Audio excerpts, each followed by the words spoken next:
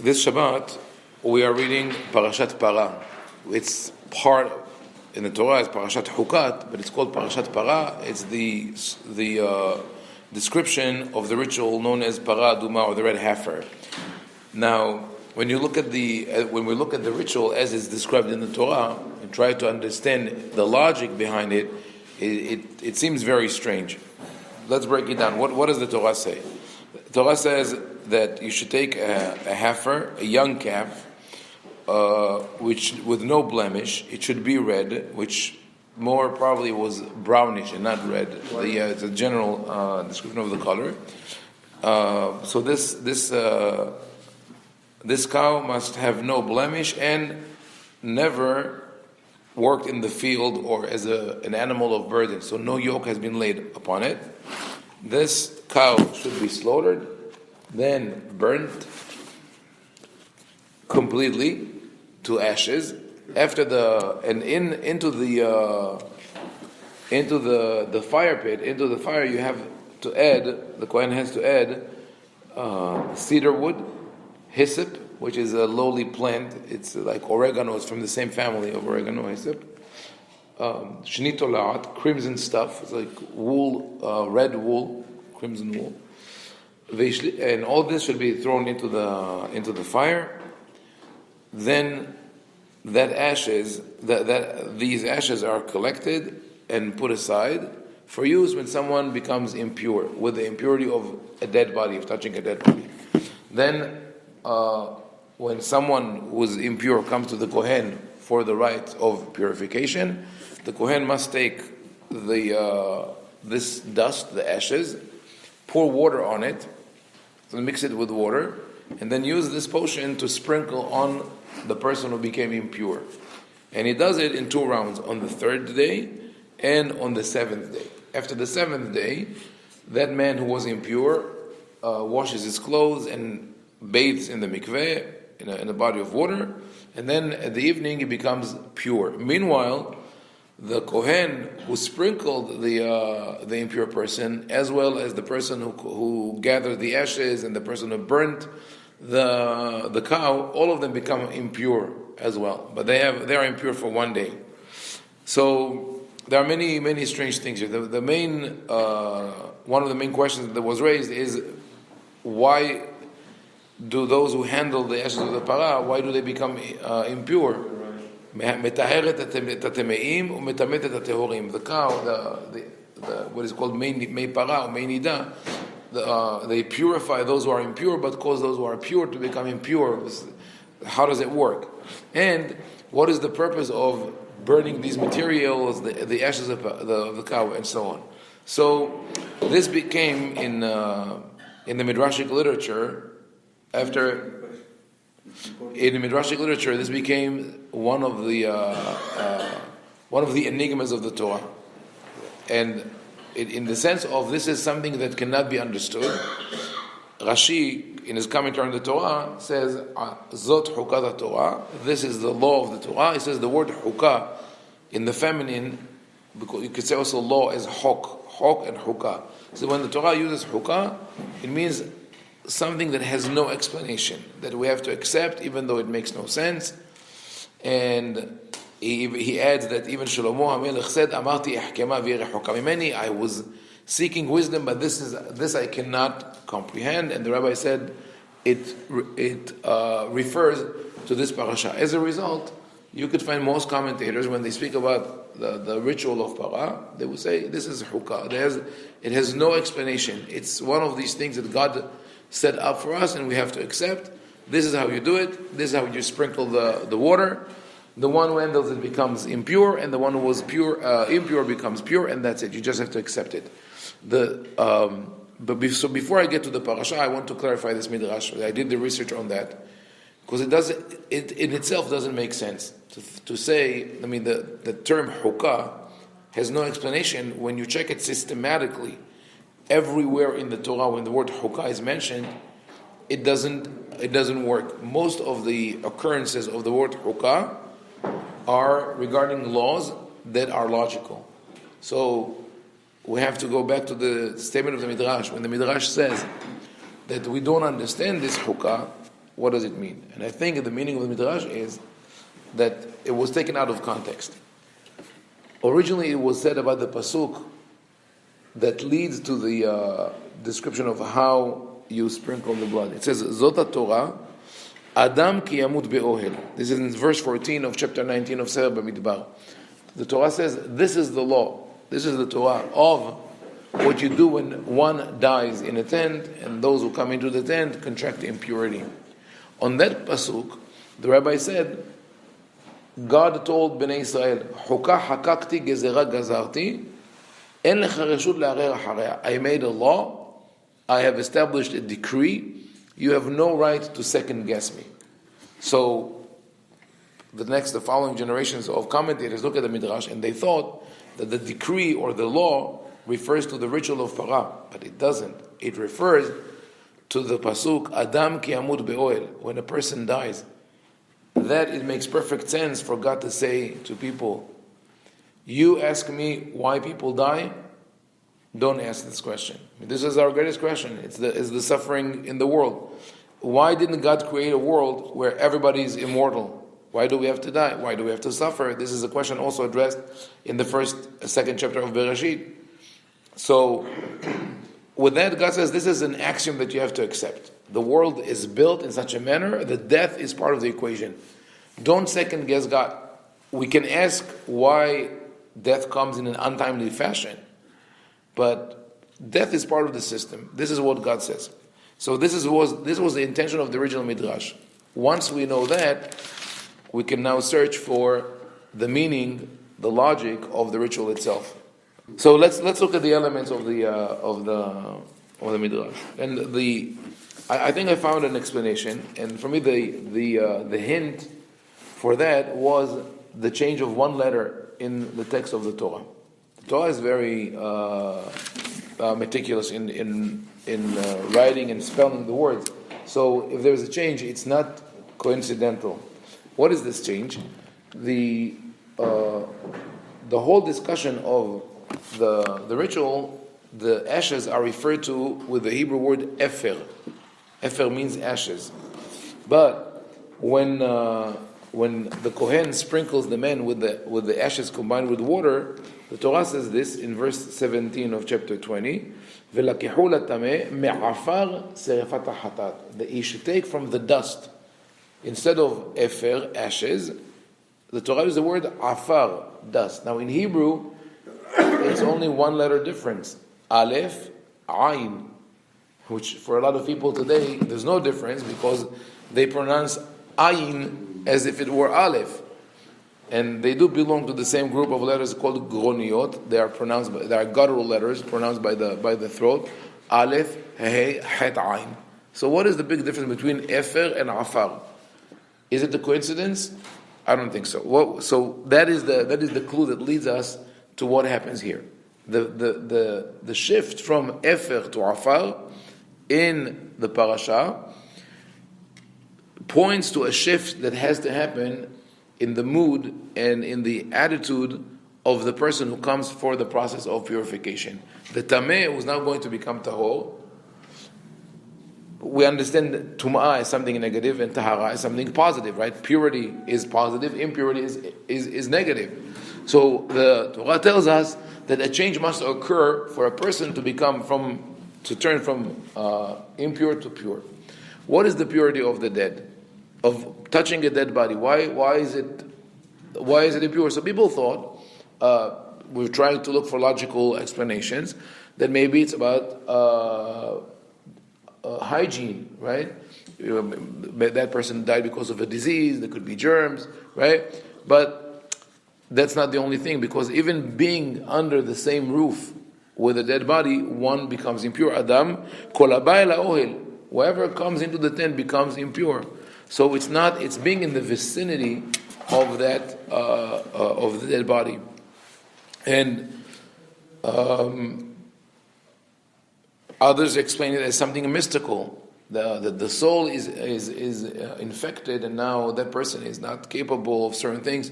I think that it's somewhere there, not mystical as much as it is psychological, emotional. Direction. So The impurity really is more a psychological, mental issue. It's a state of mind, and that I think we know very well from experience. When we lose a dear one, we fall into a state of depression and sometimes apathy.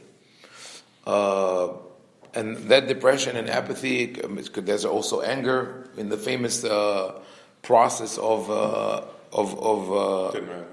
a process of how people deal with death.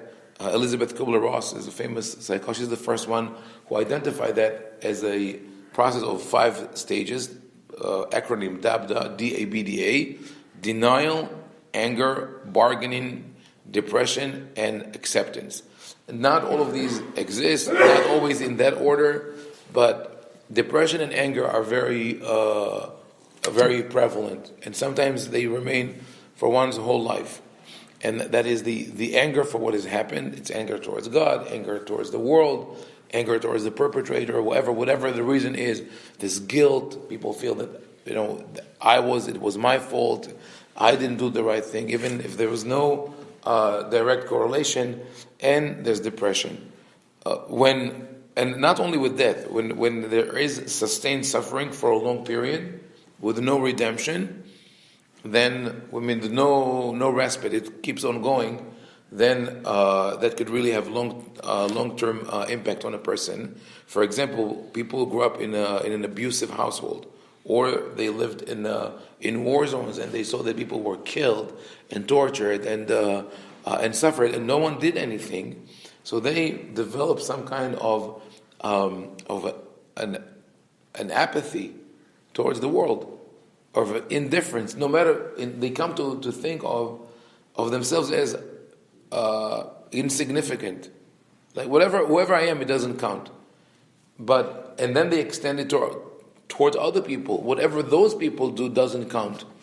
So that could lead into 2 forms of negativity, either a passive one or an active one. In a passive negativity, one becomes just detached, disinterested, not involved in anything, and slowly eats himself up. This person could dwindle and disappear. Or one becomes actively negative and becomes aggressive towards other people. Even sometimes it becomes a sociopath because of that feeling of there was so much suffering around me, nobody cared, then I could do it to others. If you read the Kite Runner, that is one of the protagonists. His name is Asif. Is exactly that type of person growing up in Afghanistan in the war zone. Now the Torah wants to address that. I think this is the first example of therapy. And the Torah doesn't write for us all the details of the therapy, but I believe that there was some kind of a secret manuscript that was given to the priests, directing them how to help people go through the process of mourning and grief and sort of rehabilitation. And that, so the Kohen brings forth the person and explains to him the elements of the parah. And those elements of the cow, of the red heifer, reflect the tragedy that befell that person. So first thing that the Kohen does is validation. He's not saying, as some people say, don't ask questions, or it's okay, or everything is fine, like at least you're healthy, or something like that. He says, no, what happened is a tragedy. How is a tragedy represented? We take a young cow, para, we take a female and not a male, because the female gives life. So not only the cow died, but also its potential. But the cow being part of the bovine family, so when we think about para and par, a cow and an ox or a bull. Ox or bull symbolize virility, strength. The bull market, right? It's a dynamic animal, and in the past, people's wealth was measured by how many heads of cattle they had. Actually, the Latin word for cattle is res, and the original word for republic was res publica. The cattle of the people. That was make you strain. In Hebrew, shegar alafecha va'ashterot sonecha. The word for an ox is aluf. Aluf is also a chief, a commander. So, all these words show us that bulls, oxen, cows, they symbolize strength, fertility, power, wealth, health, whatever you want. And now, what do you do with that? You kill it. So that's the end of life. Not only that this cow symbolizes all these things, you choose certain qualities there. Aduma, red. Red is the color of blood, which gives life. Tmima, wholesome, meaning that was like the perfect person that died. That never carried a yoke. That symbolizes a person who died in his or in her prime, not yet able to do and to perform the task they should have performed. So this is like the representation of a tragedy where someone dies at a young age, and we feel that perfect person, still young, still powerful, wasn't able to make it in life, and it's very depressing. So so that cow, after being slaughtered, is burned to ashes, like you said, David, that it's for us something which is burned to the ground symbolizes destruction, annihilation. To the fire, we add the following: we add cedar and hyssop. Those are two plants that are diametrically opposed, because the cedar is considered in the region, at least of the Middle East, where the Torah was given, the mightiest tree, and the hyssop is the lowliest plant. Ezovei akir. It grows. It's like moss. It's between that family of shrubs, that oregano and it's in zatar. It's like zatar, right? They put hyssop. That's what it is. Actually, hyssop is the Greek form of the word ezov. Its transliteration ezov, hyssop. Hadass is no, hadass is myrtle. Oh. Yeah. So in the book of Melachim, we have the famous mashal where one of the kings, the king of Yehuda, said to the king of Israel, "Would you let can we become consuegros? I want my son to marry your daughter." So he tells him, "Ha'ezov asher bakir, shalach el ha'erez asher balevanon." You're a hyssop. You want to marry the daughter of the cedar, like the most, the lowest and the mightiest. So when you put those elements into the Serifat HaPara, you say that death is a destiny that will befall all. The mightiest and the lowliest. Like Eov says, Katon ve'gadol, shamhu ve'avet hofshi me'adonav. In the world to come, after death, the Katon, the Gadol, the greatest person, and the simplest person, they're all together, commoners and royal. Oh, and then that's not not biblical. It's a later pidgam also that says, when the fire consumes the cedars, what kind of protection can the hyssop expect? So all these things come. Right, it was consume everything. Right. So now we take all these things plus the wool that is dyed with crimson, that called shni tolahat or tolahat shani, and that is a symbol of the wealth, the physical wealth that we have on earth. That usually we reflect to the world through our clothes. So you take something simple, you dye it. Now we have beautiful clothes. This also is burnt. Okay, up until now, very depressing, right? We're going downhill. The Kohen goes with the person and says, "You see." That's why the Kohanim who handle the para become impure for a shorter period, because it is inevitable when you deal with people who are in that situation that it will affect you as well.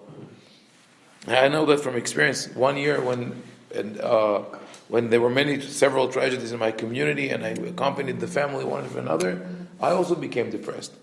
I was not depressed, but more morose. Like this my wife said and I said when I finally emerged from it, says, "Oh, thank God!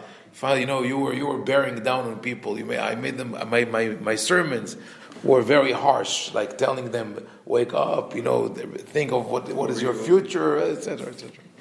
But okay, it was good. I went through this process and I learned to cope with that. But here the Kohen leads the person through the process, and then finally he has these ashes, and he brings the ashes and the water. And this is where the word ashes turns into the word dust. What is the difference between ashes and dust? Both of them seem useless. In many cases in the Torah, when someone says to show humility, ve'anochi, afar va'efer, what am I? I'm nothing. I'm dust and ashes. Right? So, dust and ashes seem to be the same thing, but there's one letter difference. And that difference is, like you said, ashes is the end. Ash is the end of life. Nothing can grow in ashes. Afar is on one hand the end of life, because we say me'afar ata ve'el afar tashut, from dust you are and to dust you shall return. But it's also the beginning of life, because afar is afar adama, is the dust of the earth, the dirt that could grow new life.